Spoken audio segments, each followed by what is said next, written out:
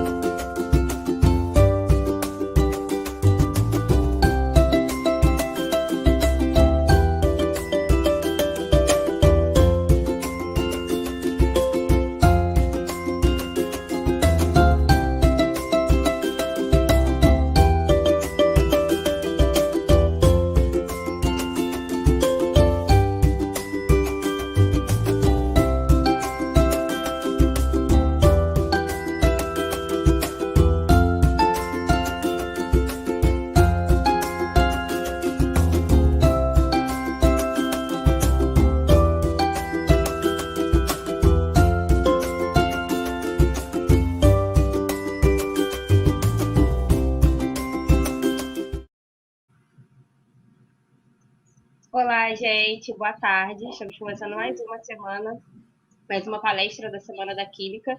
E hoje a gente está com o Vitor Infante, que é graduado pela USP em Farmácia e Bioquímica e doutor também pela USP em doutorado em Ciências Farmacêuticas. O Vitor também tem um super Instagram que fala sobre a ciência dos cosméticos, chamado Oil Free. E muito obrigada, Vitor, por estar com a gente aqui hoje. Obrigado, está todo mundo conseguindo me ouvir bem? Acho que está, né? Acredito que sim. Então, acho que a gente consegue começar, então, a conversar um pouquinho sobre carreira em pesquisa de cosméticos. Eu vou tentar trazer, assim, dentro da minha perspectiva, do que eu passei, né, dentro dessa área, e aí a gente vai conversando um pouquinho, e a gente depois daqui a gente pode conversar um pouquinho, tá? Mas antes de eu começar a falar em carreira por si só, eu queria trazer um pouco da questão de uma retrospectiva histórica do cosmético, dentro da questão da cultura, né? É uma coisa que o cosmético está sempre muito associado, principalmente a figuras de poder. Quando a gente tinha ali no Egito Antigo, né, os faraós, eles eram considerados deuses, e, né, como se fossem enviados de Deus na Terra, enfim, essa questão do poder está sempre associado, e a forma como você se apresenta às pessoas, ela é uma situação que te coloca num ponto de poder. E o cosmético está muito relacionado com essa questão de poder e de apresentação, uma vez que a gente está falando de um órgão de contato social que é a pele, né? E aí a gente vê isso passando, por exemplo, nas questões de monarquias europeias, né? E essas monarquias, é interessante falar que a gente tinha muito uso de maquiagens, né? Principalmente entre homens, então a gente vê que é uma questão de uma perspectiva também social da questão do gênero, também que se enquadra aqui, mas é uma relação de poder. Como é que a gente está falando de quem tem poder? Então, na realidade, eles usam isso para levar essa ideia. Passando, então, para a Revolução Industrial, a gente passa, então, agora para uma ideia de consumo, não só do poder, mas a gente está falando agora que quem consome tem poder. Como quem consome tem poder, a gente começa também a criar estruturas de poder. E essas estruturas vêm, por exemplo, dentro dessas estruturas patriarcais que foram construídas há muito tempo, mas como agora ela está dentro de uma sociedade de consumo, ela escolhe como vender essas situações. Então, a gente vê que, por exemplo, que os cosméticos, eles eram colocados como produtos femininos, e que a mulher, ela precisava se apresentar dessa forma, não porque ela tinha poder de escolha, na realidade, era mesmo como uma forma de adorno. E isso causou uma grande... É interessante falar isso, porque isso vem ali dos anos 1950, 60, 70, 80, 90, e aí começam a surgir movimentos, né? Na verdade, desde os anos 60, surgem movimentos que começam a pensar um pouco sobre isso, e esses movimentos, eles tentam falar sobre essa situação do poder. Se a gente está dentro de uma sociedade de consumo, essa sociedade, então, ela está consumindo o planeta. E esse consumo do planeta, ele é importante dentro de uma perspectiva de cosmético, porque daí a gente precisa pensar a pesquisa em ciência cosmética para além da situação de só pensar a atividade do cosmético. Se ele tem uma ação ou não, isso é muito importante, mas é importante também a gente sempre olhar que horas são, onde a gente está, que momento é esse. E isso é muito importante para que a gente consiga observar que os cosméticos eles têm uma retrospectiva histórica muito atrelado a poder, e que agora esse poder ele está vindo com uma ideia de representação. Então, isso é muito importante, porque a gente vai conversar um pouquinho sobre isso nas futuras perspectivas, tá? E até mesmo essas modificações climáticas, elas são importantes para a gente entender por que é importante a gente investir em pesquisa para proteção solar, para antipoluição, todas essas situações. Mas pensando também na própria tecnologia farmacêutica, né, e química, a gente passa, então, com algumas evoluções, como, por exemplo, a inclusão de polímeros, cadeias poliméricas nas nossas formulações, e esses polímeros, eles são capazes de melhorar a estabilidade de formulações cosméticas, por exemplo, né? Antes a gente tinha lá que utilizar altas concentrações de óleo com sal e eletrólitos e emulsionantes para conseguir estabilizar uma emulsão, água em óleo, e agora a gente já consegue fazer o contrário, né? E a gente consegue até utilizar também esses polímeros para estabilizar esse tipo de emulsão também mais antiga. Então, a gente consegue melhorar também, além dos próprios polímeros, os emulsificantes. A gente tem toda uma situação de ciência sensorial atrelada às próprias características físico-mecânicas, como a textura, a eologia das formulações cosméticas. A gente tem, lógico, essa perspectiva de proteção solar, que se a gente olha desde os anos 90, a gente evoluiu muito na compreensão e na evolução, e a gente tem também, lógico, as metodologias para avaliar os ingredientes cosméticos e as formulações cosméticas, e assim, aqui a gente está transformando, então, coisas que eram até um pouco míticas, que era essa questão do como que o cosmético ele vai agir, em uma ciência. E é importante falar para vocês que, além disso, né, quando a gente vai conversar, a gente precisa sempre se pautar em legislação, porque cada país ele tem uma ideia diferente do que é cosmético, digamos assim, né? Vamos pensar um pouco no Brasil. A gente tem os cosméticos grau 1 e grau 2. O grau 1 são os de higiene pessoal e perfume, né, cuja formulação cumpre com as definições, né, com essas definições dessa resolução, é como se assim, você consegue saber para que serve aquilo, né, como por exemplo uma pasta de dente, cuja comprovação não seja inicialmente necessária e não requer informações detalhadas quanto ao seu modo de usar, suas restrições de uso, devido às suas características. Já os graus 2, tanto em produtos, por exemplo, de higiene, perfume, enfim, que tenham algum apelo. E não só que tenham algum apelo, mas que ele tenha também algumas questões de segurança, eficácia, como, por exemplo, produtos infantis ou mesmo os próprios protetores solares. E aí a gente sempre pergunta, né, tá, e aí, para eu poder validar isso, quais testes eu preciso? O que eu preciso avaliar? Quais modelos?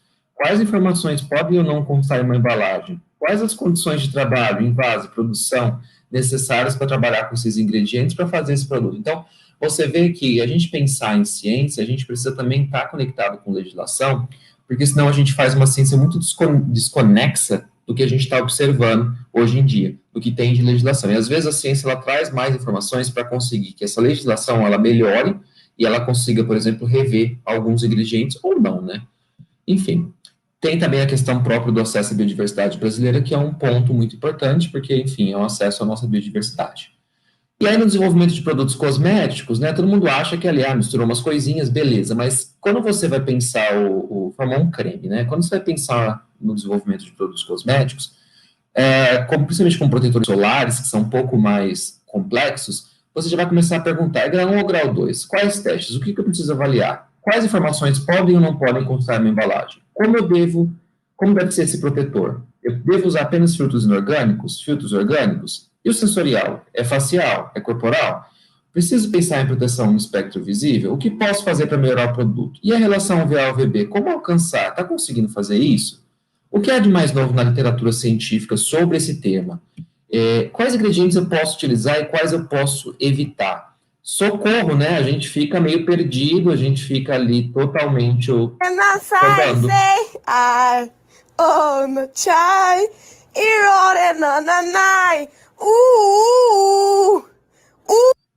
Então, a gente vê que quando a gente vai fazer ciência, né, na realidade é um pouco complicado a gente achar que é simplesmente misturar tudo e achar que vai dar certo e ponto final. Não, a gente precisa se pautar em várias questões antes, e essas questões, elas também estão atreladas, por exemplo, a questões relacionadas à própria questão de legislação, como eu contei para vocês. Mas não só isso, né, lógico que tem toda a questão de evidência e tudo mais. Mas, enfim, dando essa introdução para vocês, agora eu começo a falar um pouco sobre a carreira. Por quê? Agora vocês conseguem entender que, na realidade, não é tão simples quanto se parece falar sobre cosméticos, tá? Enfim, eu sou farmacêutico, bioquímico, sou doutor em ciências farmacêuticas com ênfase em cosméticos pela Faculdade de Ciências Farmacêuticas de Ribeirão Preto. Eu fui pesquisador convidado na Charité, em Berlim, desde setembro de 2019 até outubro de 2020, e eu criei a página Oil Free para popularizar as ciências cosméticas usando as redes sociais no Brasil. Então, vocês podem ver que eu estou bem atrelado, minha formação esteve bem atrelada à Universidade de São Paulo, é uma faculdade que eu acho que o Brasil todo conhece, né, uma universidade que todo mundo conhece, que tem 7 campos. Entre esses 7 campos, um deles é o de Ribeirão Preto, que é a cidade da cerveja, enfim, cidade muito famosa e tudo mais. É um campus muito de ciências da saúde e tecnologia, né?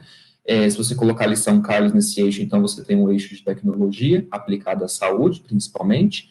E aí eu também tive essa história com a Alemanha, e durante um ano e um pouquinho, que eu fui fazer parte do meu estágio lá em Berlim, na Charité, no Center of Experimental and Applied Cutaneous Physiology.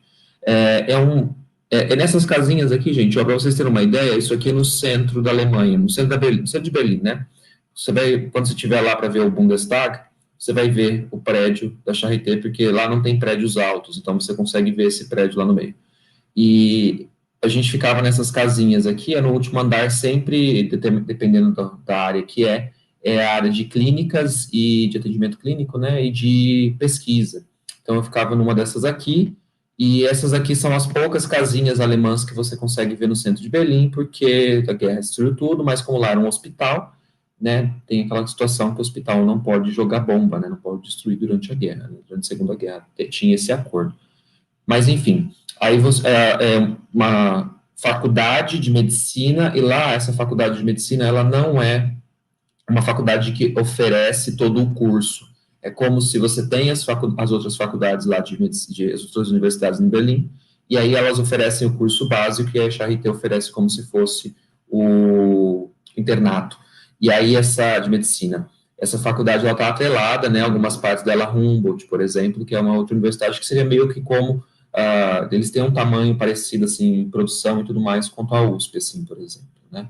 Enfim, antes dos cosméticos, eu não trabalhava com cosmético. Eu fiz minha iniciação científica, minha primeira, com bacteriologia clínica e epidemiologia molecular. E eu trabalhei com o polimorfismo de um gene de uma bactéria resistente à ampicilina, à penicilina e suscetível à ampicilina, a Enterococcus fecalis. A gente pegou essas bactérias aí de uma bacterioteca e a gente foi fazer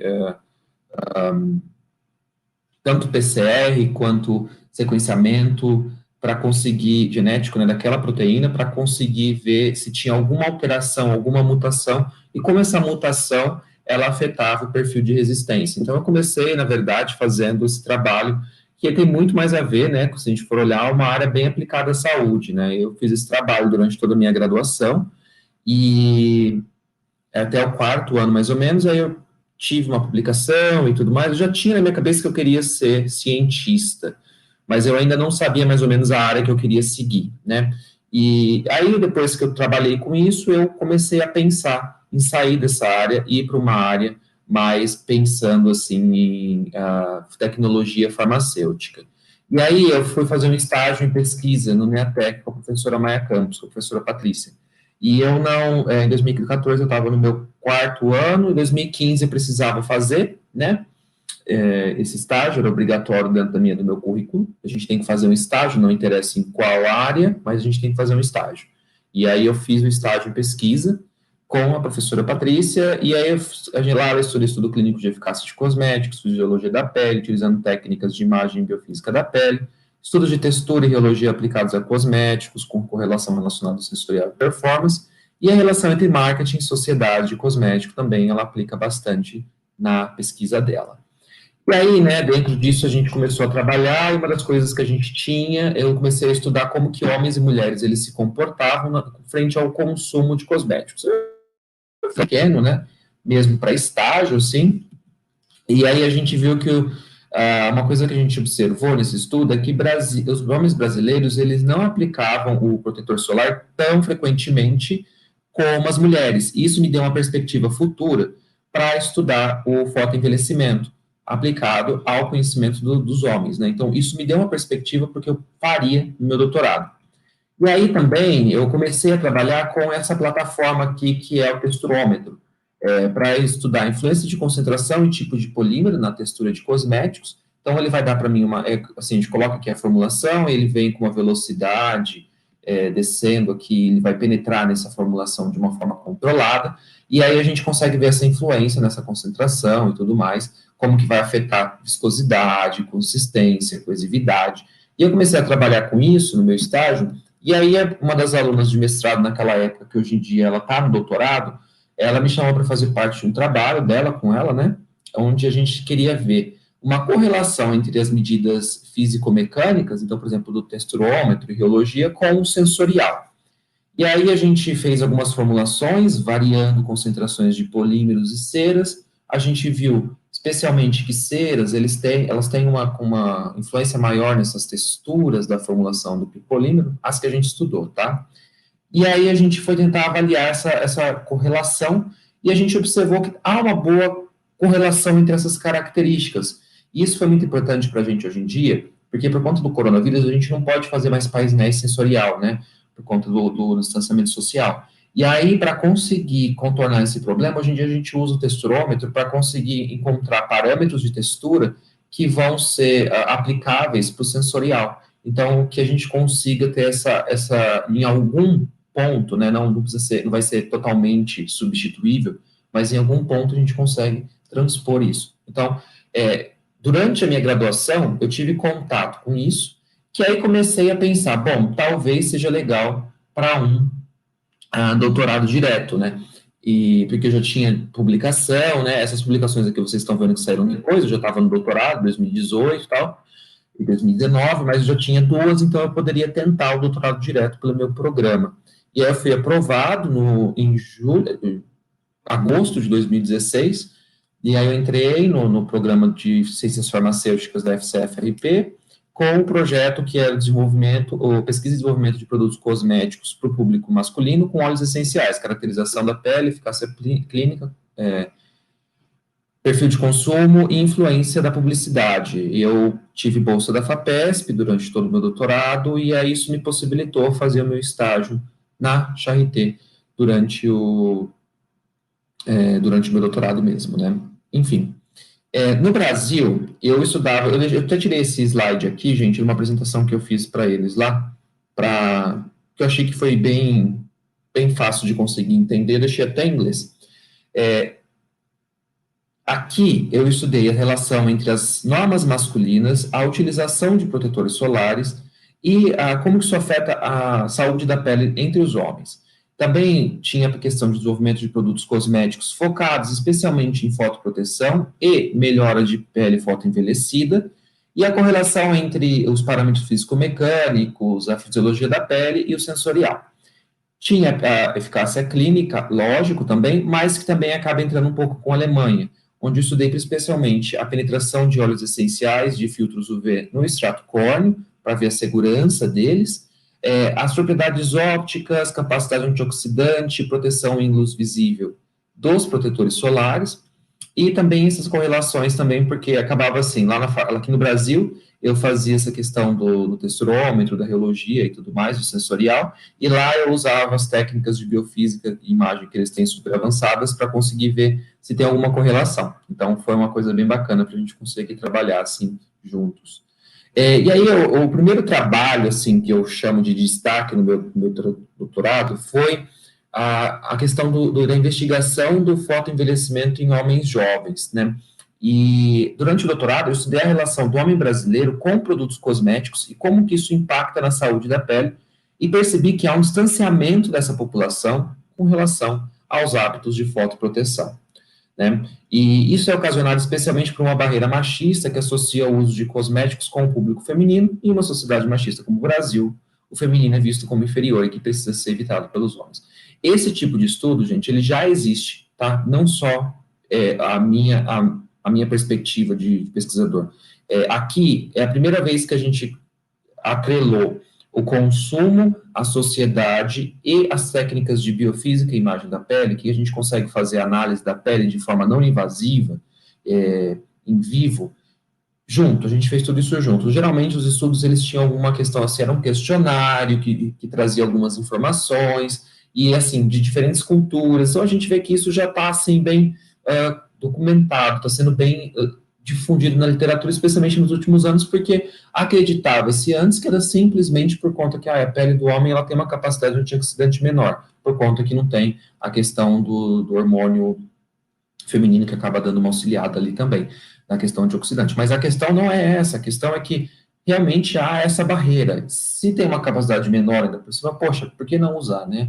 E aí, tudo isso, você vê que tem uma grande correlação com essas mudanças sociais que a gente observa, e também com essas mudanças no planeta. Por quê? Se está aumentando a temperatura, está aumentando também a questão do índice UV. A gente tem que lembrar que o Brasil é um país de alto índice UV durante todo o ano. E aqui a gente conseguiu também correlacionar a parte de consumo e também de imagem da pele.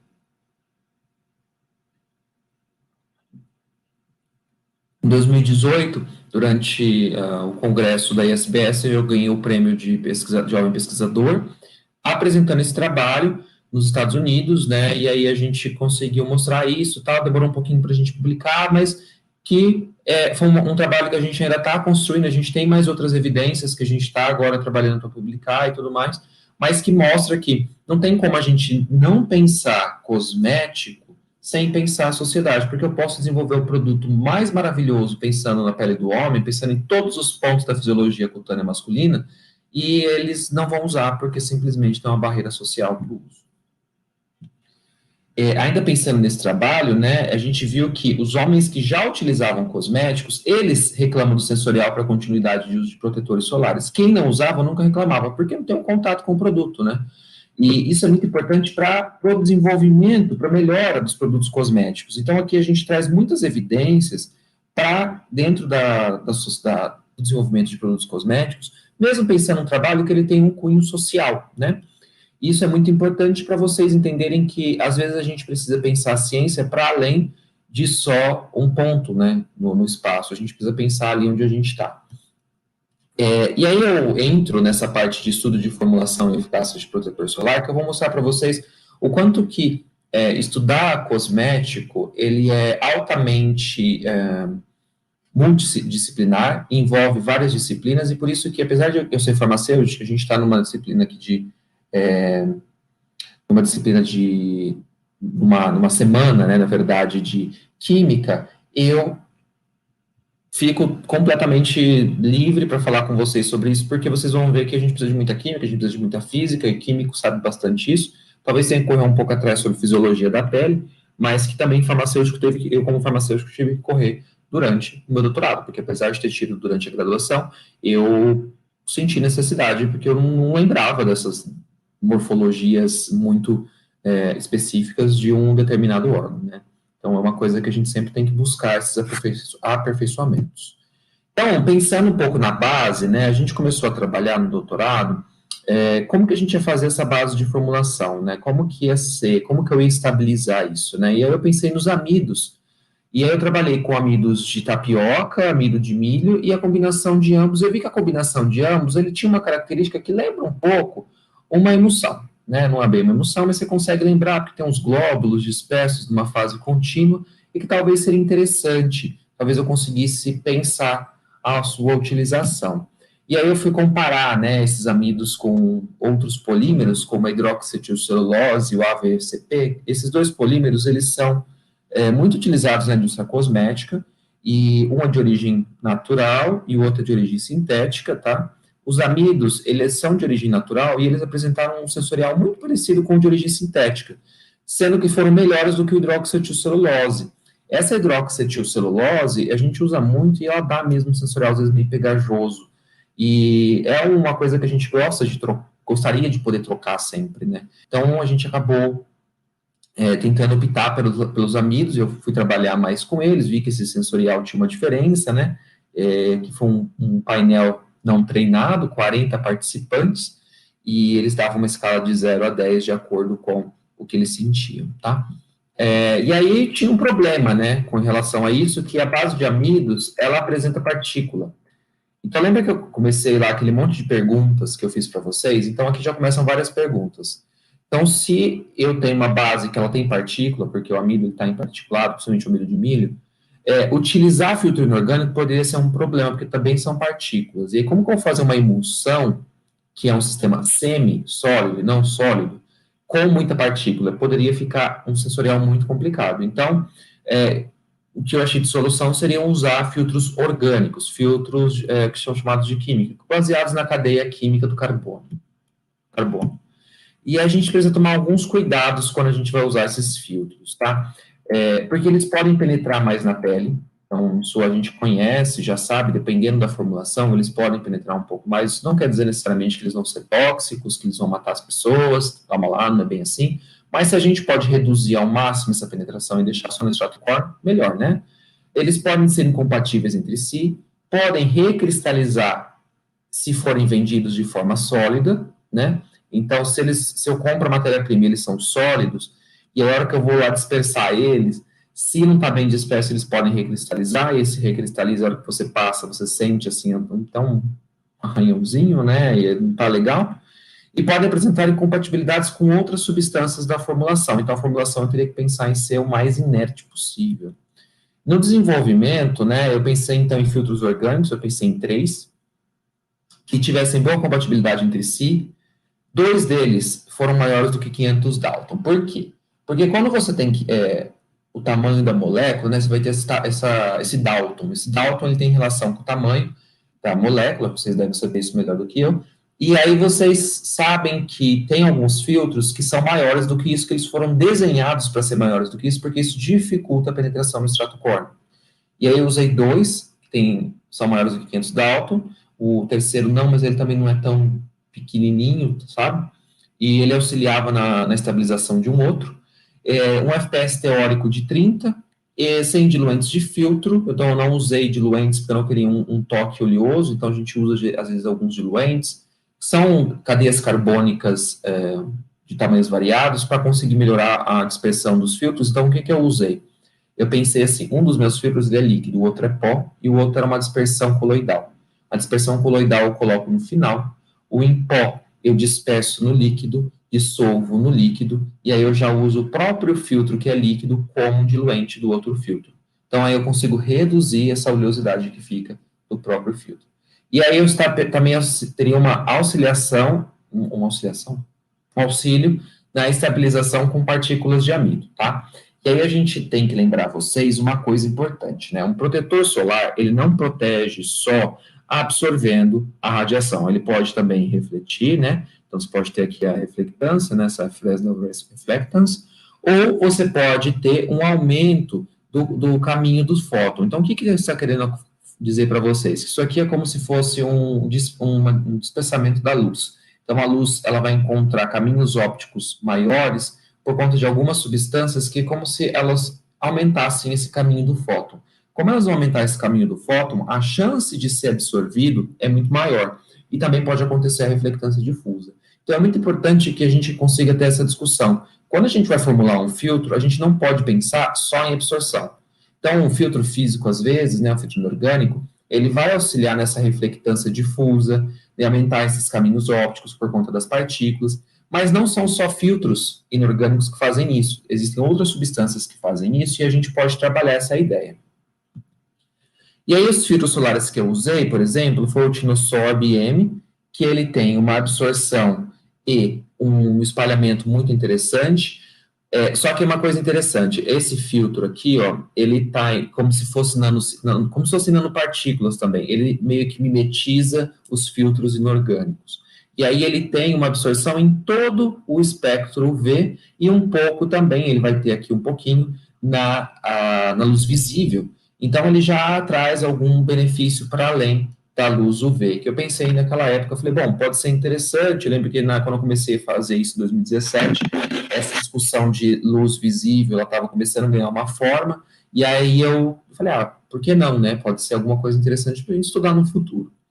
E aí o Tinosorb S, que eu usei também, ele é especialmente um filtro UVB e UVA curto, tá? Então, o UVA mais próximo aqui do UVB, tá? E vocês podem ver que essas duas moléculas aqui, elas são moléculas maiores, tá? Especialmente essa aqui, ó, ela tem um tamanho grande. Então, você vê que ela é muito, muito bem desenhada laboratorialmente para ter uma forma tal. E isso aqui, eu gosto muito desses filtros, eu acho eles muito sensacionais. E eu trabalhei também com o octocrileno. O octocrileno, ele é mais um UVB aqui, né? Então, eu tenho que ter sempre uma relação de uma maior proteção UVB, depois UVA, e a gente sempre tem que pensar também nesse finzinho do UVA aqui, e para isso eu usei o Tinosorb M. Então, a gente precisa entender um pouco sobre essa físico-química dos filtros para conseguir aplicar. É uma área de conhecimento muito bacana, e que tem muito relação com química, sabe? E que eu acho que isso aqui é uma coisa muito legal quando a gente vai fazer para a gente conseguir chegar em fatores de proteção solar. E aí eu usei um emulsificante, eu usei um poliol, que era o poligliceril 6-estearato, que tinha uma boa compatibilidade com amidos e também com filtros solares. Então eu usei esse emulsificante aí, porque a minha formulação, ela estava pensando exatamente em ser uma formulação um pouco simples, é um poliol, não é um emulsificante tão complicado de se entender, então a gente conseguia fazer uma formulação interessante, né? E aí, eu cheguei numa formulação que foi a formulação F1, que ela foi estável em estufa e FPS 30 na avaliação em vivo, né? Porém, fiz a avaliação em vivo, né? Quando eu fiz os estudos de textura e de reologia, que são estudos da estrutura da formulação em si, né? Eu encontrei problemas de estabilidade, porque após 28 dias, eu não conseguia fazer esses testes, porque tinha um aumento nos parâmetros de textura, especialmente no de reologia, eu não conseguia correr a reologia. Era como se a formulação ela tivesse ficado mais viscosa. E eu não conseguia enxergar nenhum tipo de problema visualmente. Então, por isso que a gente, às vezes, tem que não só olhar se tem um tipo de separação de fases, mas a gente também tem que fazer esse tipo de estudo, porque daí a gente consegue encontrar essas microinstabilidades dentro da própria estrutura da formulação. E a gente encontrou esse problema, falei, poxa, o que está acontecendo aqui? E aí falei, bom, talvez eu tenha que repensar a formulação. Mas se eu tenho que repensar a formulação, eu tenho que repensar tudo do início.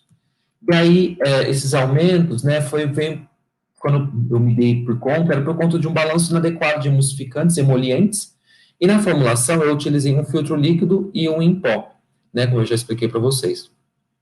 A única fonte de emoliência da formulação era o filtro líquido. Então, se eu colocasse mais emoliente, eu podia comprometer o sensorial seco que eu tinha conseguido alcançar com essa formulação F1. E além de que poderia desestabilizar, eu precisaria colocar mais emulsificante. Então, eu teria que dar um passo a mais ainda, sabe? Então, tudo isso poderia afetar o FPS, a relação UVA-UVB. O que eu vou fazer, né? Então, de novo, fiquei assim.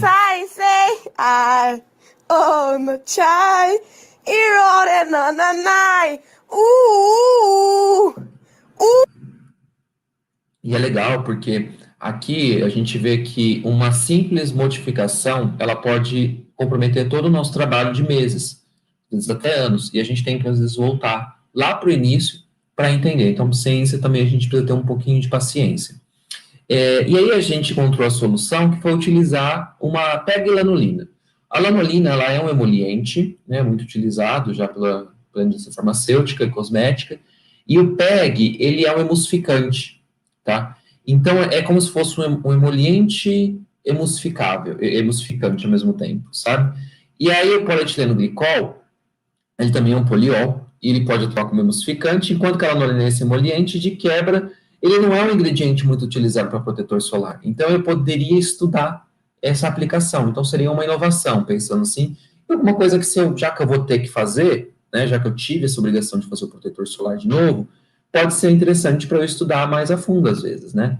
E aí, quando eu fui fazer o estudo reológico, eu criei a formação F2, lógico, fui fazer o estudo reológico, e aí, ó, vocês conseguem ver o seguinte, essa aqui é F2 em diferentes temperaturas, essa aqui é a temperatura ambiente, 37, 45 graus, e aí o que eu consigo observar aqui, ó, é que essas reologias aqui nos diferentes tempos, que são dias, elas são mais reprodutíveis do que quando eu vou olhar da F1. A F1 ela já começa a ter ela mantém o perfil biológico, mas ela tem uma alteração de viscosidade muito mais perceptível, que é esse ponto mais alto aqui da curva, e além disso ela tem uma característica diferente na área que a gente consegue observar, que é essa que a gente chama de área de esterese.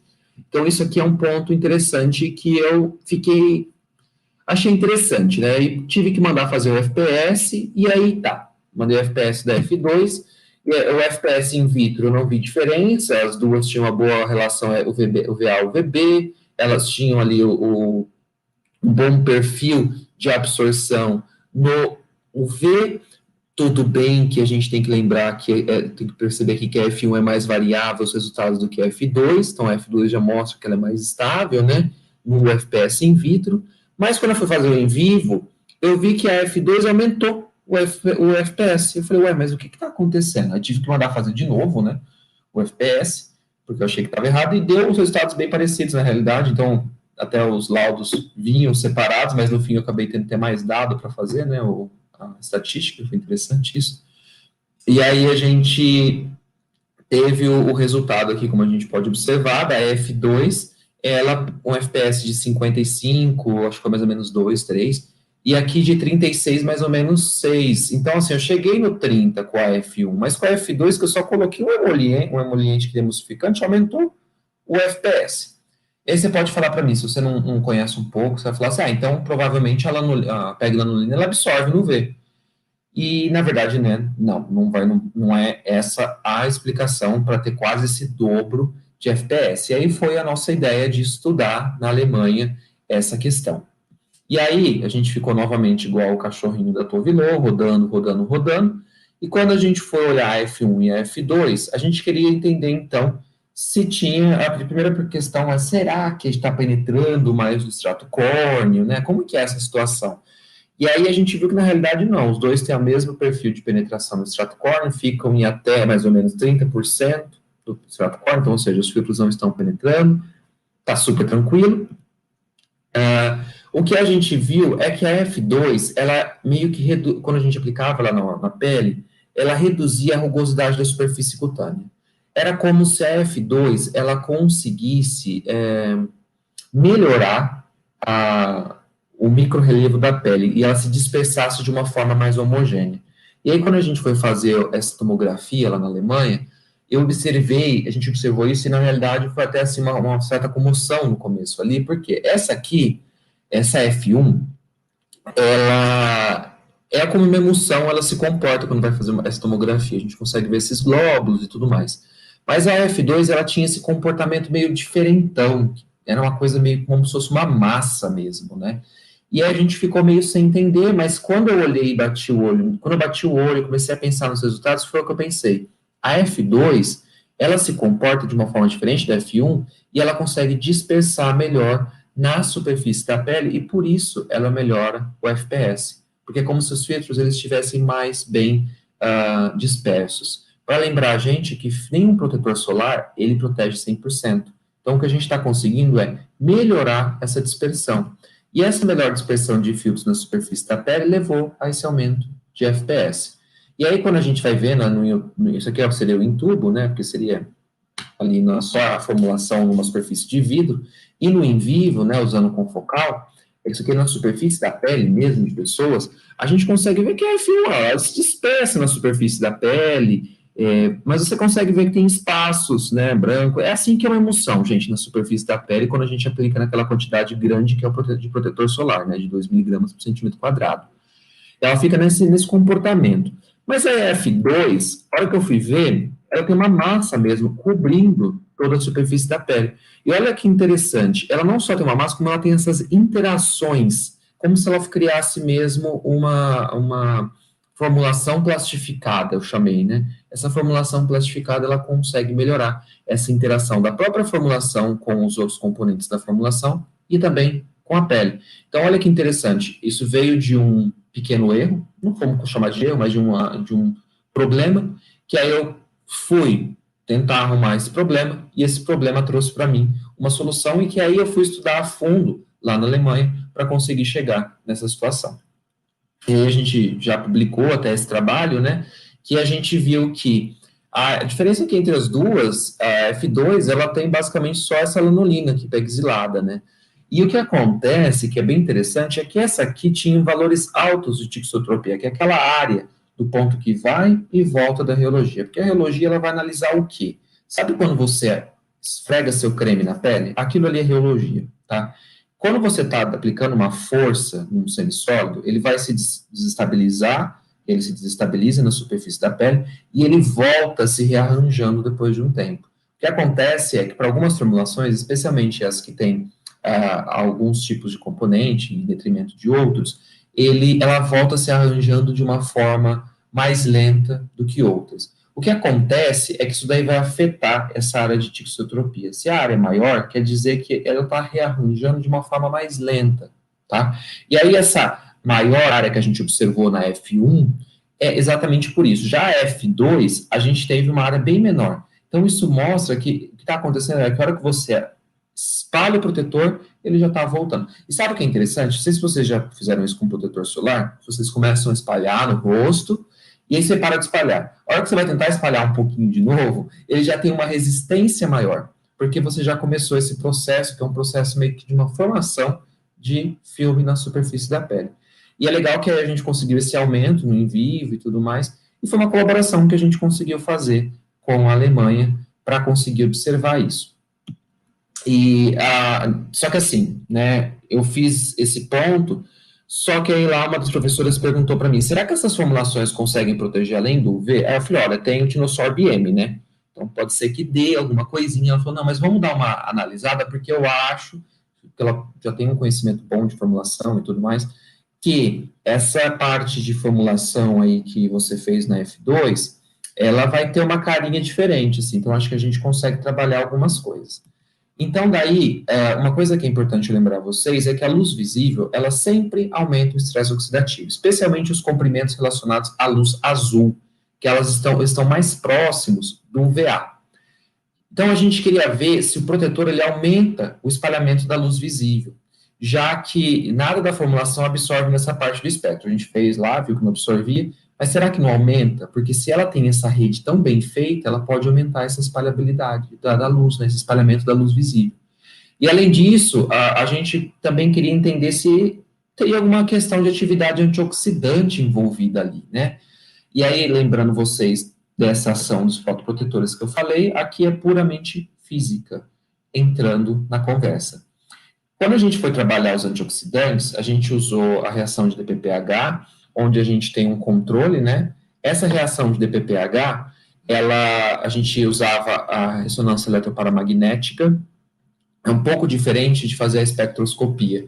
A gente consegue quantificar o spin. Então, o que é o spin? Né? Essa parte, quando você tem uma molécula que ela é muito antioxidante, é como se os elétrons de fora eles vão ficar mais... A gente consegue organizar eles, e essa tecnologia consegue quantificar para mim. E aí me dá como se fosse um fingerprint daquela substância, né?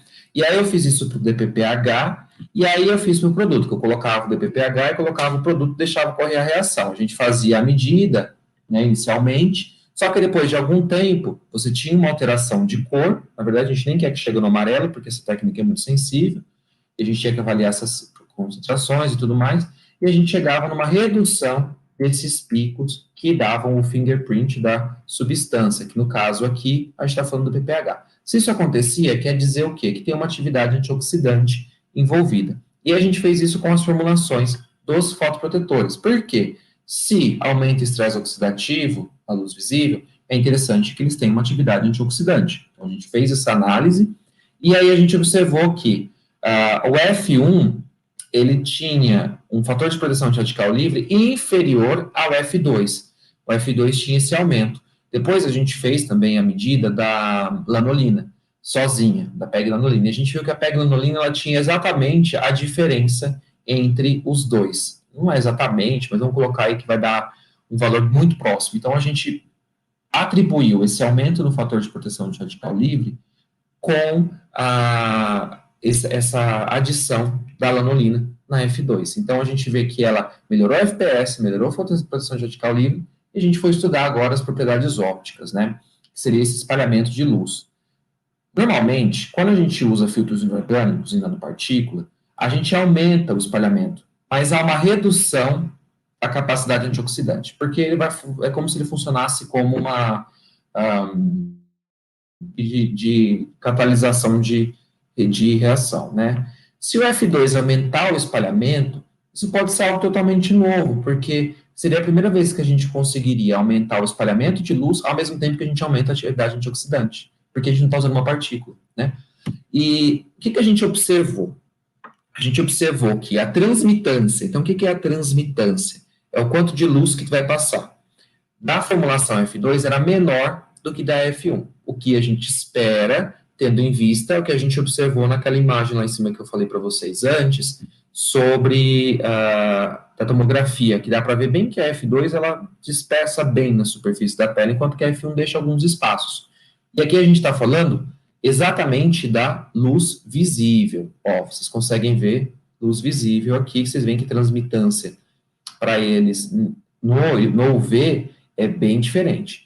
E a reflectância é ao contrário, a F2 aumenta a reflectância, enquanto que a F1 ela reduz. Bom, mas aqui tem que lembrar que reflectância e transmitância são questões ponto a ponto. Então, para isso a gente fez um modelo matemático para conseguir chegar em índices de reflectância e de índice de espalhamento de luz e de absorção, tá? E aí a gente foi observar e a gente viu que a F1 ela consegue ter uma proteção da luz visível, que era o esperado. Lembra que o Tinosorb M tem uma ação.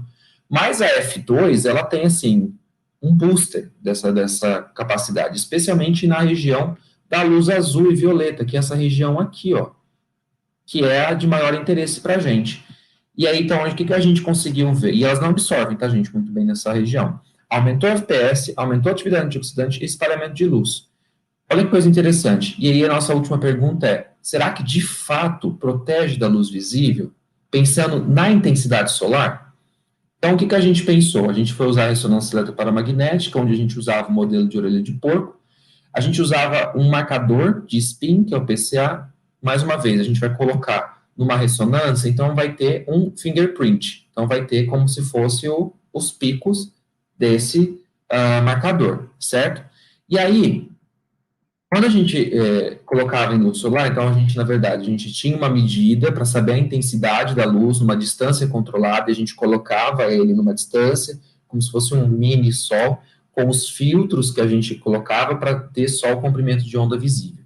E aí a gente colocava novamente isso na ressonância, a gente viu uma redução desse pico. O que está acontecendo? A luz que eu estou utilizando, ela está consumindo esse marcador, o PCA. Por quê? Porque o PCA é antioxidante, então daí você tem a questão dos próprios radicais livres que estão sendo formados, está causando isso. Quando você quer analisar uma ação antioxidante, você faz o quê? Você quer reduzir esse estresse. E aí, a gente usava alguns modelos matemáticos, porque uma vez que a gente coloca o protetor, essa diferença aqui ó, não vai ser tão grande, é como se não afetasse essa questão aqui. Então, o PCA, ele não vai ser tão consumido. E aí a gente observou exatamente isso. Para a pele não tratada, ó, a gente tem essa situação aqui, ó, onde você tem um aumento dos radicais livres. Para F1, protege, mas não como a F2. Entende? Então, os resultados, eles se casaram muito bem no final das contas, e a gente conseguiu, então, discutir isso. E a gente tem mais esse trabalho que a gente conseguiu ver, que do F1 para o F2 você tem esse aumento no fator de proteção de radical livre e o aumento da proteção em luz visível também, né, que dá para ver aqui na questão do estudo ex vivo. E especialmente aqui também que a gente melhorou essa distribuição dos fotoprotetores de uma forma homogênea. E nas condições reais de uso, né, Vitor? Mas e aí no vivo? Como será que está isso? A gente fez uma escala de eritema dos meus participantes de estudo, né? Eritema seria essa vermelhidão que fica de quando a gente toma o sol desprotegido. E aí a gente viu que realmente tem uma diferença na escala entre os participantes que não usavam e os que usavam, e que após 15 dias de uso de protetor, você tem uma redução no eritema. A mesma coisa a gente observou com técnicas que analisam o comprimento de onda, né, do próprio observado, e a gente conseguiu ver aqui realmente que depois de 15 dias há essa redução nesse vermelhidão, nesse eritema, né, então a gente consegue observar aqui essa redução. E isso trouxe várias questões para a gente com relação a como trabalhar cosmético, né? Porque a gente pode ver agora que a gente está falando, então, de que eu começo com um trabalho falando de cultura, de como consumo, como a cultura afeta o consumo e como isso afeta também a situação da própria saúde, e aí eu passo por toda uma parte de tecnologia farmacêutica para chegar cada vez mais em um protetor que ele seja super bem elaborado, mas o que adianta eu fazer esse protetor super bem elaborado se lá no começo eu não tivesse tido esse olhar, sabe? Porque daí não adianta, eles não vão usar. Mas isso traz algumas perspectivas para a gente, por exemplo, né? Com relação a sensorial e formulação, aquilo que eu falei daquele estudo que eu fiz antes de entrar no doutorado, a rheologia e a textura estão relacionados com a percepção sensorial. Então, é uma forma de melhorar o pré-desenvolvimento de formulações cosméticas. Então, a gente consegue usar isso hoje em dia para melhorar esse desenvolvimento. Outra situação é a própria interação da pele, produto e formulação. Hoje em dia, a gente sabe que determinados produtos, como por exemplo um sérum, ele vai deixar resíduos hidrofílicos na sua pele, ou seja, um polímerozinho, né? E isso pode afetar como você vai depois aplicar uma força nos outros produtos que você vai utilizar na sua pele. Por quê? Você afeta aqui, então, a questão tribológica da pele. Ó. Dá para ver que com o gel aumenta. Já com uma emulsão, não. A emulsão, na verdade, reduz. Ela facilita para que novos produtos sejam aplicados. Então, isso pode trazer algumas perspectivas para a gente começar a pensar sobre esse empilhamento de produtos que acontece tanto que a gente vê hoje em dia. Outra perspectiva são os próprios usos de testes alternativos ao modelo de animal, né? Hoje em dia a gente não tem mais, a gente basicamente não usa mais os modelos animais, e a gente envolve o sofrimento animal, mas a gente pode usar modelos que reduzem esse sofrimento ou que a gente consiga ao máximo evitar o uso de animal.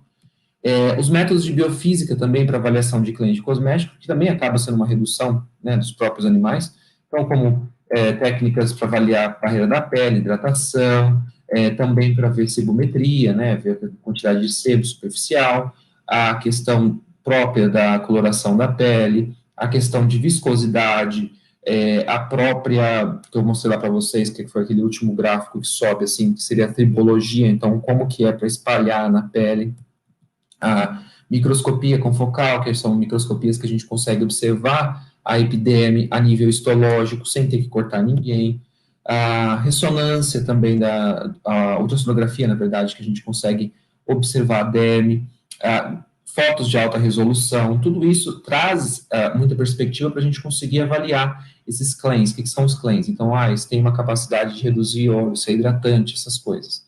Outra perspectiva, o pensamento de diversidade. A Fenty, ela não trouxe uma mudança numa tecnologia farmacêutica, ela trouxe uma mudança na forma de olhar. Então, se a gente tem essa questão de pensar a diversidade, né, se a gente olha para isso dessa forma, se a gente olha para essas pessoas e vê que elas existem, né, a gente consegue trazer inovação também. E, enfim, eu sou farmacêutico, mas eu acho que a química também se enquadra bastante aqui, onde é uma área que a gente tem física, química, a própria farmacotécnica, a própria biologia da pele e a própria questão social. A área de cosmético, ela atua toda essa situação, e essa área aqui, principalmente, ela fica muito importante para a gente, porque a parte de pele é um órgão de contato social, então ele tem, sim, uma certa relação com a sociedade. Bom, obrigado, gente. Eu queria agradecer vocês e ficam aqui meus e-mails de contato, caso alguém precise. Ok? Obrigadão. Obrigada, professor. Bom, a gente tem algumas perguntas, muitas perguntas para vocês. Tem pergunta no YouTube, a gente tem pergunta no Instagram que mandaram, mas vamos mesclar um pouquinho. Vamos começar aqui com a primeira pergunta, que é da Larissa. Por que existem protetores solares que acabam branqueando os recifes corais? Tem alguma solução para que isso não ocorra? Por que existem protetores solares que acabam branqueando os recifes de corais? Tem alguma solução que isso não ocorra? Assim, a gente tem que primeiro pensar uma coisa. Essa questão de branqueamento de coral e de qualquer coisa que afete o coral em si, o que já tem se mostrado é que uma das coisas que mais afeta é o aquecimento global em si, tá? Então, isso passa por consumo. O que a gente tem que pensar quando for pensar em questão de branqueamento de coral estamos numa região, como por exemplo o Havaí, que tem algumas espécies que só tem no Havaí, tá? Então, talvez seja interessante a gente pensar, já que existem alguns filtros que tenham essa atividade, de não utilizar naquela região. Não faz sentido, por exemplo, eu estando aqui no interior de São Paulo, eu pensar nisso, tá? Porque o meu produto, ele não vai chegar até o oceano dessa forma, tá? É diferente da pessoa que vai utilizar diretamente por contato, que vai chegar em concentrações muito maiores, porque a pessoa está entrando no mar e vai entrar ali. Bom, mas como que isso acontece? Pode ser por várias questões. Uma das questões é que o próprio protetor, ele pode formar, o próprio filtro, né, pode formar uma capa, digamos assim, em volta desses corais, que são espécies que são, eu não sei usar o termo biológico certo aqui, mas enfim, são como se fossem várias espécies juntas convivendo ali, e que isso pode matar algumas algas que auxiliam alguns outros tipos de organismos que fazem fotossíntese, tá? E que aí você não consegue ter essa questão. Então, isso leva a um branqueamento, tá? É diferente, por exemplo, de uma ação genotóxica ou alguma coisa nesse sentido do próprio coral. É um pouco diferente. Mas que pode acontecer, mas os estudos que a gente tem nessa área, eles são especialmente in vitro, tá? São boas, a gente tem boas evidências para se olhar para isso, mas ainda a gente tem que tomar um pouco de cuidado quando vai transpor isso para a nossa realidade, tá? Obrigada. Agora vamos para a próxima. Sempre imaginei que na área de cosmetologia fosse exclusiva da área da saúde, como farmácia, mas vem crescendo a atuação de químicos na área. Como os químicos possuem um certo grau de limitação, já que não possuem conhecimento de pele, como se dá a atuação deles na área? Olha, o químico ele pode até depois fazer uma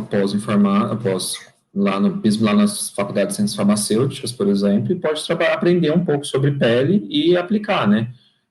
A gente não tem que se limitar ao nosso conhecimento na graduação, acho que esse é o primeiro ponto. E o segundo ponto é que o químico ele sabe muito sobre as questões de tensoativos, emulsificantes, propriedades físico-químicas, tudo isso que eu apliquei, que eu mostrei hoje, o químico ele tem capacidade para discutir, para falar. Então é tranquilo. Outra perguntinha da Caroline Costa. O estudante de licenciatura em Química pode atuar na área de pesquisa em cosméticos? Então, aí você pode ser a licenciatura é a questão de professor, né? Questão de docência, né? É diferente do bacharel. Mas, por exemplo, se você vai para a academia, aí é outra situação. Se você vai ficar na academia, você pode pesquisar sobre isso. Agora, se você vai trabalhar numa empresa, pode ser que a empresa queira que você queira um bacharel e não um licenciado. Eu acho que tem essa situação dependendo da empresa que você vai trabalhar. A academia é um pouco diferente, né? Porque aí você vai entrar na pesquisa, é outra situação. Entendi. Agora eu vou ler uns comentários, umas perguntas do Instagram. A Júlia Hatz mandou. Qual foi a parte mais difícil do doutorado? Nossa, boa pergunta, assim, eu acho que na realidade, para mim, a pesquisa em si, ela não é difícil, ela é trabalhosa e ela traz desafios, então eu não vejo ela como difícil. Eu acho que para mim uma das coisas difíceis, às vezes, é lidar mesmo com a própria questão de estrutura acadêmica. Eu acho que esse é um ponto para mim que foi um pouco mais complicado mesmo. E a segunda pergunta que a gente tem do Instagram é por que alguns cosméticos ainda utilizam teste em animais? E também é uma pergunta que fizeram no YouTube, aí você já responde duas em um. Então, com relação a por que alguns cosméticos ainda fazem testes em animais, eu fiz até um vídeo no YouTube, ele é bem longo explicando isso. É importante falar para vocês que a gente não faz mais teste do produto finalizado no animal. A gente usa lá as técnicas de biofísica para validar o claim e tudo mais, e aí a gente consegue chegar direto na pessoa, porque se você está formulando alguma coisa, espera-se que você saiba que todas aquelas coisas que você está usando, você tem um laudo de segurança. Então, é lógico que às vezes quando a gente vai misturar extratos e misturar algumas coisas, a gente precisa também fazer alguns testes. E a gente pode usar os testes alternativos para isso, né? Ainda, porque alguns países ainda utilizam, gente, isso é uma situação que entra política, economia, entram coisas que vão para além do própria questão de evidência científica. É por isso que eu sempre falo que não dá para pensar ciência sem pensar essas situações, sabe? Porque não tem outra situação, a gente tem que pensar em tudo isso também. Tem que pensar que legislação é feita por política, né? Então depende disso. Tá tudo interligado, querendo ou não. Sim. A próxima pergunta é do Herbert Lima. Por que o protetor solar é considerado um cosmético e não medicamento, já que é essencial para a pele humana? E se tem alguma perspectiva de filtros solares tornarem-se mais acessíveis? Acho que a primeira coisa é que depende da legislação. Por exemplo, os Estados Unidos colocam os fotoprotetores como... vai entrar nessa área mais de medicamento, mas, ao mesmo tempo, eles têm uma legislação bem atrasada para protetor solar. Agora, por exemplo, você vai no Brasil, a gente tem os cosméticos grau 1 e grau 2. Essa que é a diferença. Você tem, então, um cosmético que ele teria uma cara um pouco intermediária, vamos colocar ali, entre um cosmético e um fármaco, né? Mas, no fim, ele acaba sendo realmente um cosmético. É uma questão de denominação também, e que entra aqui também legislação, gente. Tem alguma perspectiva de fotoprotetores tornarem-se mais acessíveis?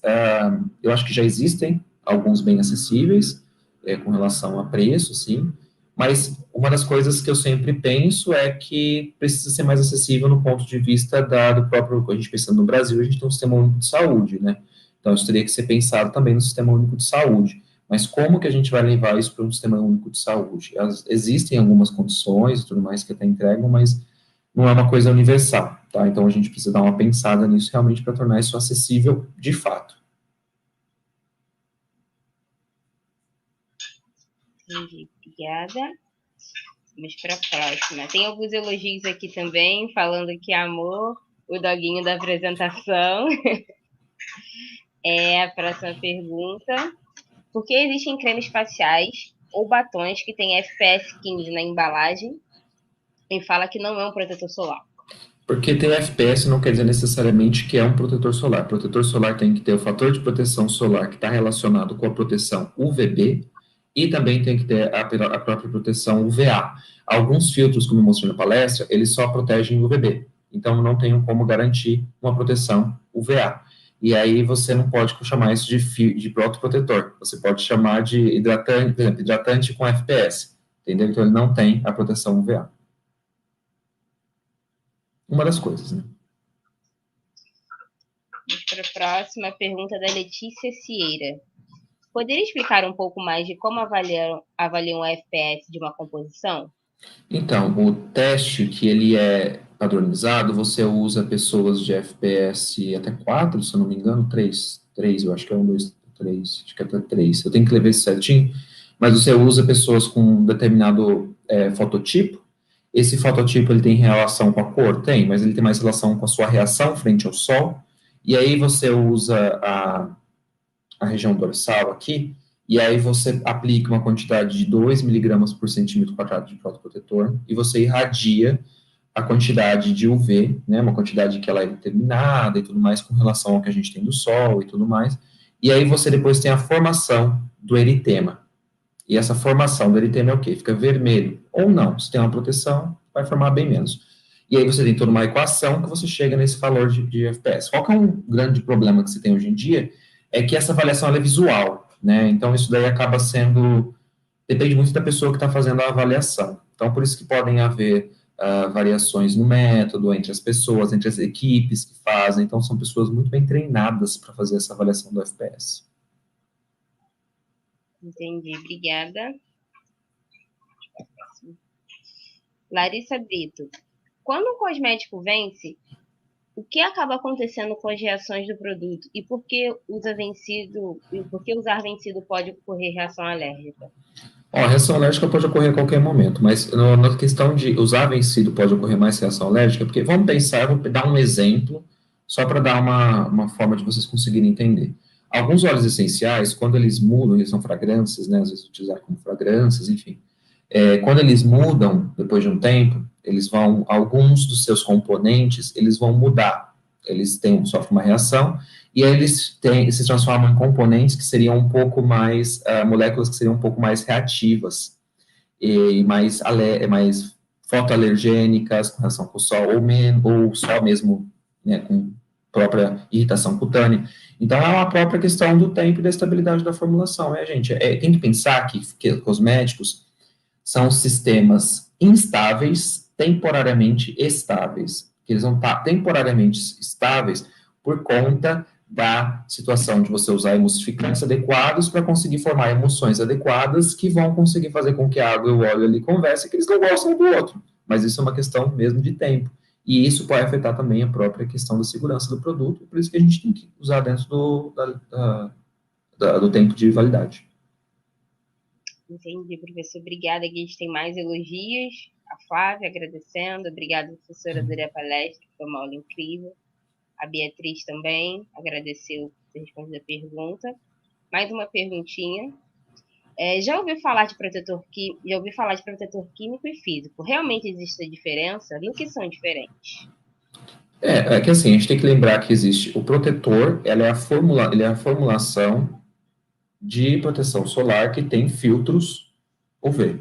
E aí esses filtros UV, eles podem ser caracterizados como químico ou orgânico, ou físico e inorgânico, né? E aí esses filtros UV que a gente utiliza, eles vão ter essas capacidades. Os filtros inorgânicos físicos são partículas, né? Essas partículas, elas aumentam a dispersão de luz, como eu expliquei para vocês na palestra, né? Tem uma capacidade de proteção diferente do filtro orgânico. E aí o filtro orgânico, geralmente, são moléculas que conseguem estabilizar esses fótons da luz na sua própria estrutura. O que a gente pode levar em consideração, e o que a gente sabe hoje em dia, é que quando a gente junta os dois, eles têm uma capacidade sinérgica de proteção. Então, é uma forma interessante, que seria o que eles chamam de híbridos, tá? Mas é que isso, assim, isso é até mais interessante para duas situações. Para quem formula, e saber sobre isso, e para a pessoa que tem, às vezes, algum tipo de alergia. Tem gente que tem algumas alergias, e os filtros inorgânicos, às vezes, podem ser mais inertes nesse sentido. Não quer dizer que necessariamente eles são melhores, tá, gente? Para tudo. Tem que tomar um pouco de precaução para falar isso, mas para pessoas que têm algum tipo de reação, pode ser interessante. Tudo bem, vamos para mais uma pergunta aqui do Instagram, da Luísa Roldan. BB Cream são protetores solares? Depende. Se ele tiver como protetor ali, sim, mas eu acho que, se eu não me engano, BB Cream, eles têm só FPS. A grande maioria só tem FPS. Então, é aquilo que eu falei para você de ter a proteção UVB. Então, não quer dizer necessariamente que vai ter a proteção UVA. Uhum. Mais elogios aqui, falando que já acompanha a sua página há muito tempo. E aí, quando descobriu que ia ter a palestra, que ficou muito feliz, a Caroline. A Patrícia também, Obrigado. agradecendo, falando que acompanha a novela do Instagram. Mais outra pergunta aqui, da Giovana Mafra. Vocês pensaram em mudar o tipo de amido na formulação? Acho que Eu agora até já pensei já usar amido modificado, né? Existem esses amidos modificados que são muito utilizados hoje em dia, mas eu tinha um problema naquela época no doutorado, que o problema era o seguinte: a gente tinha muita gente no laboratório e eu precisava usar matérias-primas baratas e de fácil acesso, então por isso eu usei os não modificados mesmo. E se eu uso um modificado, é uma coisinha a mais que eu teria que colocar como uma variável na hora de falar, de discutir e tudo mais, por ser modificado. Aí poderiam me perguntar, mas como que seria o não modificado, não sei o quê. Então eu fui mesmo para esse básico do básico do básico. Se hoje em dia eu continuasse com isso, eu trabalharia agora com os amigos modificados para ver se tem alguma diferença. mais elogios. Hoje essa palestra está cheia de elogios. Obrigado, gente. Bastante. O Douglas Cofone perguntou: em termos de cosméticos artesanais feitos em casa, como sabonetes, cremes e óleos, eles são legalmente corretos? É permitido no Brasil? Essa é uma grande discussão que tem, né? O pessoal fica. É um grande problema porque, ao mesmo tempo, a gente tem que sempre levar em consideração o Brasil na questão da vulnerabilidade que o Brasil tem, e socialmente, a gente tem que olhar isso. E é complicado porque muitos não deveriam estar daquela forma, mas quando você vai pensar em questão mais sabonete, artesanal e tudo mais assim, dá para passar de alguma forma ali, mas fica complicado para quem trabalha falar que está totalmente certo, sabe? Para quem conhece, assim, por conta da legislação. Mas, assim, é muito complicado eu abordar esse tema, e eu evito até abordar um pouco no UFI, porque a gente está num país de vulnerabilidade social e tem gente que depende disso. E aí eu tenho que olhar para isso também. E o melhor seria se a gente tivesse capacidade para que todo mundo conseguisse ter acesso a conseguir fazer isso da melhor forma possível dentro da legislação, mas é meio complicado. Agora, uma dúvida minha, pessoal. Professor, eu queria saber por que o senhor escolheu essa carreira acadêmica? Por que o senhor não foi para a indústria? Porque as pessoas geralmente, quando se interessam mais pela área dos cosméticos, elas vão mais, né, para a indústria e trabalham em grandes empresas. Por que você escolheu dar continuidade na área acadêmica? Acho que é porque eu gosto. Acho que é porque é o que eu gosto de fazer. Eu acho que eu poderia fazer pesquisa na indústria, obviamente, eu acho que eu ganharia até mais, mas, ao mesmo tempo, a indústria ela não te possibilita alguns aprofundamentos que a academia te possibilita. Então, a gente tem que fazer escolha, né? Eu acho que foi uma escolha que eu acabei fazendo, pelo menos por mais alguns anos, para continuar na academia. Entendi. Obrigada, professor. Que temos mais elogios. É um prazer ter o Obrigado senhor com a vocês. gente. Ah, surgiu uma última aqui agora, ó. Rapidinho. A empresa Júnior de Engenharia da Mackenzie ajuda em coisas em relação a produtos de cosméticos artesanais. Qualquer coisa pode entrar em contato com a gente. Já é um network aí que o pessoal quer fazer com Sim, você. Obrigada, a palestra foi ótima. Tivemos mais de 260 pessoas simultâneas aqui hoje com a gente. Queria agradecer a presença de todo mundo, inclusive a sua, foi um prazer. obrigado. E obrigada, gente. Tchau, tchau. Até a próxima Tchau, tchau, palestra. gente. Tchau, tchau. Tchau, Boa gente. tarde. Tchau, Boa tchau. tarde.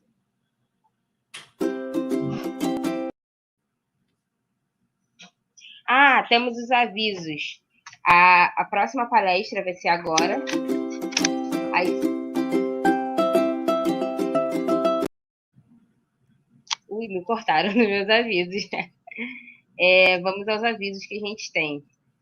Agora, às 4h45, às 2h45, a gente vai ter o curso de fotocatálise e química moderna. E não se esqueça de inscrever em todos os dias do curso, para vocês ganharem o certificado de todos os dias. E às 5h15 a gente vai ter a palestra do CSI da Sociedade Química Forense versus Criminalidade, com a Gabriela Vanini. E aos que ainda não atualizaram o site, atualizem o site para vocês terem o certificado direitinho. Participem do sorteio que está rolando com o Grupo Voito lá no nosso Instagram. É só seguir as regras direitinho. Vocês também têm acesso de 100% gratuito no curso de Python. Então é só ir lá no nosso Instagram e conferir as regras direitinho. Se não entender, manda uma DM pra gente. Segue a gente nas nossas redes sociais. Agora a gente também tem LinkedIn, Instagram, Twitter, a gente está atualizado em tudo direitinho. Então é só marcar a gente lá que a gente reposta, comenta, curte, enfim. Sigam a gente nas nossas redes sociais e muito obrigada pela audiência de vocês. Tchau, tchau, até a próxima.